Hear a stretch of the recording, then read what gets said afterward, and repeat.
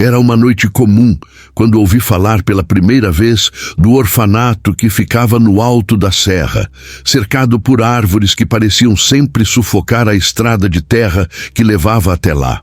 Não havia placas nem registros oficiais de que aquele lugar existia, mas moradores antigos juravam que até hoje ainda era possível ouvir o choro de crianças vindos de dentro daquelas paredes abandonadas. Diziam que, se você ousasse atravessar o portão enferrujado, jamais sairia de lá o mesmo.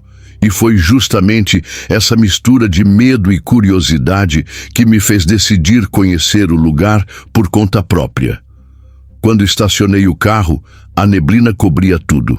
O silêncio era tão pesado que dava a sensação de que alguém observava cada passo meu.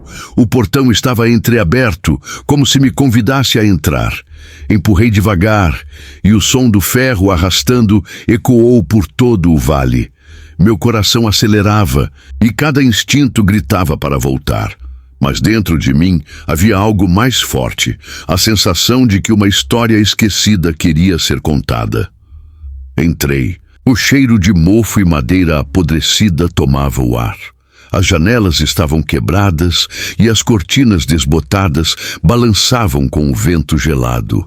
Logo no hall de entrada, vi retratos emoldurados na parede. Eram fotografias antigas, de crianças que não sorriam. Todas tinham olhares profundos, quase suplicantes. O mais perturbador era que os olhos pareciam seguir cada movimento meu. Toquei uma das molduras e naquele instante ouvi passos leves correndo pelo corredor. Mas quando olhei, não havia ninguém. Decidi seguir o som. A cada porta aberta, encontrava quartos com berços enferrujados, colchões rasgados e brinquedos quebrados no chão. Ursos de pelúcia mutilados, bonecas sem cabeça, carrinhos de madeira jogados nos cantos. Tudo parecia congelado no tempo, como se as crianças tivessem desaparecido de repente sem aviso. No fundo de um dos quartos, encontrei algo que me gelou por dentro. Uma pequena cama coberta por lençóis manchados de sangue seco. Ao lado dela, um caderninho de capa azul. Folheei com cuidado e as páginas estavam cheias de desenhos infantis. Mas nenhum mostrava alegria. Eram figuras de crianças presas atrás de grades, sombras enormes observando e uma espécie de mulher sem rosto segurando uma chave. Em uma das páginas, com letras trêmulas, havia uma frase escrita: "Ela não nos deixa sair." O ar pareceu sumir dos meus pulmões naquele instante. Continuei andando pelos corredores, mas algo começou a mudar. As lâmpadas queimadas se acendiam sozinhas quando eu passava. As portas batiam como se estivessem vivas, e o som de risadas infantis surgia atrás de mim, mas nunca havia ninguém quando eu me virava. O frio era tanto que minhas mãos tremiam sem controle. Era como se o orfanato quisesse me mostrar pedaços de uma história que nunca deveria ser lembrada. Foi então que ouvi um canto. Uma melodia suave, infantil, vindo do andar de cima. Subi os degraus com o coração prestes a explodir. A cada passo, o som ficava mais claro. Era uma canção de ninar. A voz era doce, mas carregava algo perturbador, quase como se cada nota fosse um lamento. No final do corredor, a última porta estava entreaberta. Empurrei devagar. Dentro havia um quarto iluminado por velas. Bonecas alinhadas nas prateleiras olhavam fixamente para mim. E no centro da sala, uma menina de vestido branco, cabelos longos cobrindo o rosto, cantava baixinho para um berço vazio.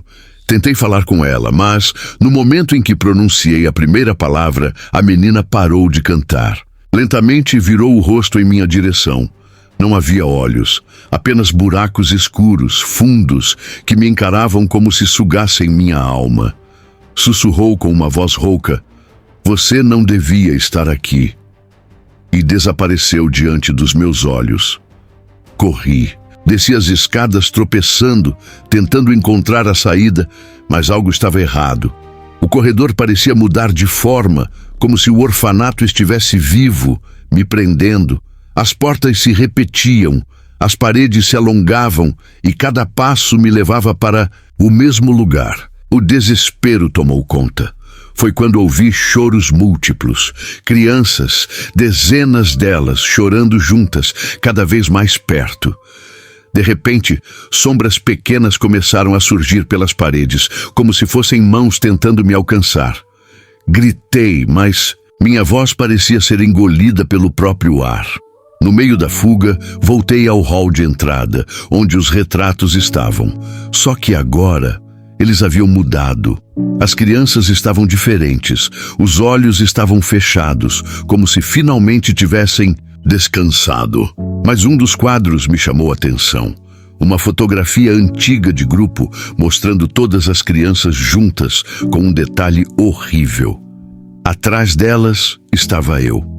O mesmo rosto, as mesmas roupas, como se sempre tivesse feito parte daquela história. Um frio paralisante percorreu meu corpo. Caí de joelhos, sem entender o que aquilo significava.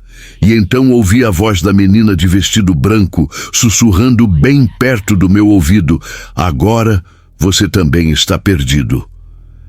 Naquele instante, todas as velas se apagaram e o orfanato mergulhou em escuridão absoluta. Você acredita que esse lugar realmente existe?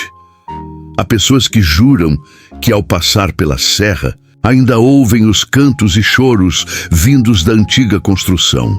Outros afirmam que, nas noites de neblina, conseguem ver sombras infantis correndo pela estrada.